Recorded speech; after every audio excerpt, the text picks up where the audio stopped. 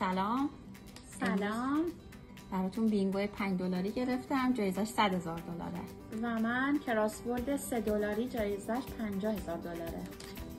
و این شکلیه که اگه مثلا یه خطش در بیاد جایزش $5، اگه گوشه ها این 4 تا گوشه ها در بیاد $15، اگه حرف تی در بیاد $50 و ایکس $100.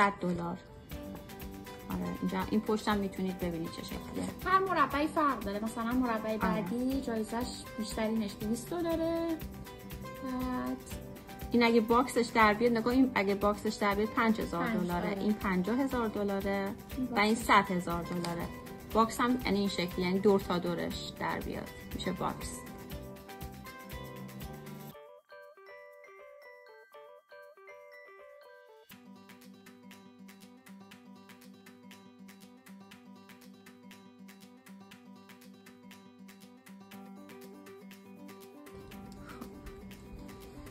حالا میریم اینجا هم اگه این 3 تا مثل هم در بیاد جایزش $25.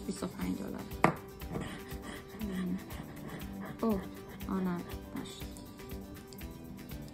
و برای اینکه مطمئن شیم که جایزمونو عددا رو درست مثلا پیدا کردیم و درست فهمیدیم یا نه، اینجا رو برای اطمینان براش میدیم که ببینیم چند دلار بودیم.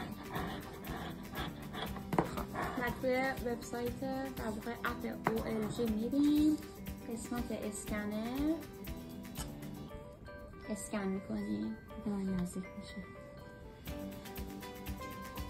این بار ببخشید. این رو اسکن کنیم بعد میگیریم انشالله.